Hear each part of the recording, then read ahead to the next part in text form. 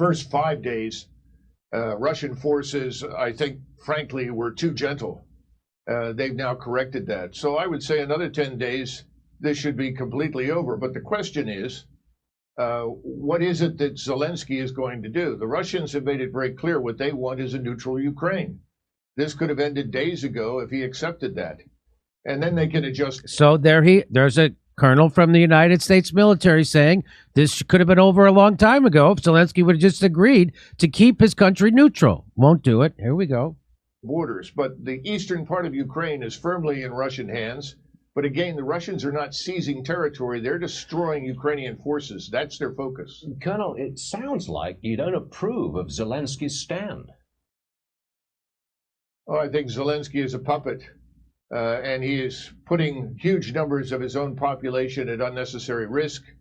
And quite frankly, most of what comes out of Ukraine is debunked as lies within 24 to 48 hours. The notions of taking and retaking airfields, all of this is nonsense. It hasn't happened. He's not a hero when he's standing up for himself and his own people? You don't think he's a hero? No, I do not. I don't see anything heroic about the man. And I think the most heroic thing that he can do right now is to come to terms with reality. Neutralize Ukraine. This is not a bad thing. A neutral Ukraine would be good for us as well as for Russia. It would create the buffer that, frankly, both sides want.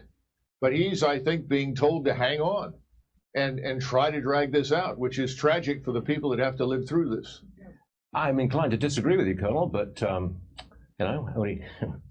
What can I do? I can't say I agree with you. I'm getting paid by the people who are profiting off this war.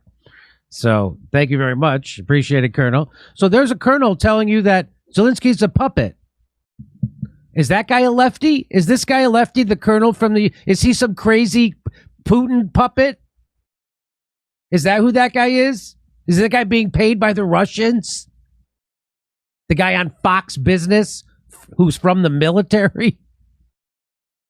Aaron, would you like to react to that? I thought it was funny watching that guy Varney.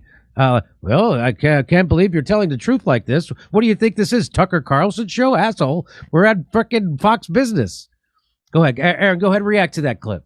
Well, so the colonel speaking there his name is Doug McGregor, and I interviewed him back in early January, and he said that Russia was going to invade when people like me were very skeptical of that.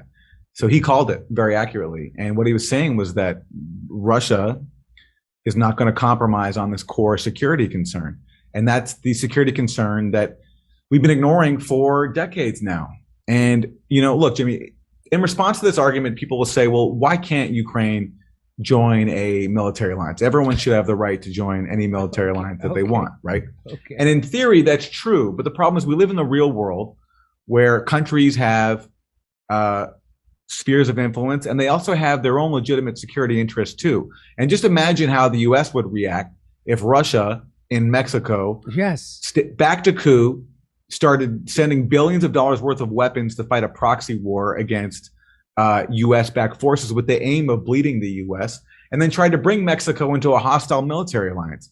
The U.S. would have bombed and nuked Mexico a long time ago. They would never would have allowed it. So we live in the real world, and what Russia is doing has been predicted for a long time. And the question is it worth trying to bring Ukraine, which is a deeply divided country, with many people who identify with Russia and don't want to be a part of NATO, into a hostile military alliance that would, in the event of a war, require the U.S. to come to Ukraine's defense and engage in World War III. It's a recipe for suicide. And so instead of just accepting the reality that it's insane to try to bring a state on Russia's border into a hostile military alliance, and by the way, they had to go about that by backing a coup, because in 2014, when the coup happened backed by the U.S., Russian public opinion, Ukrainian public opinion in support of NATO was way less than 50%. In fact, there's a former staffer on the National Security Council that I quote in my latest article at my Substack, who says that the biggest obstacle to Ukrainian membership in joining NATO is Ukrainian public opinion itself. So this idea that all Ukrainians have always wanted to join NATO is a fantasy. That's right. It has increased since 2014, but for a long time, the country's been very, very divided, and it's still divided. There's still people who don't want to join NATO. So the obvious answer, when you have a country that's deeply divided and has people who we're supposed to ignore because they go against our hegemonic interests, who don't want to join NATO, the answer is to keep the country neutral. It's a very reasonable demand. It's exactly what the U.S. would expect if, for some reason, Russia was trying to bring Mexico into a hostile military alliance.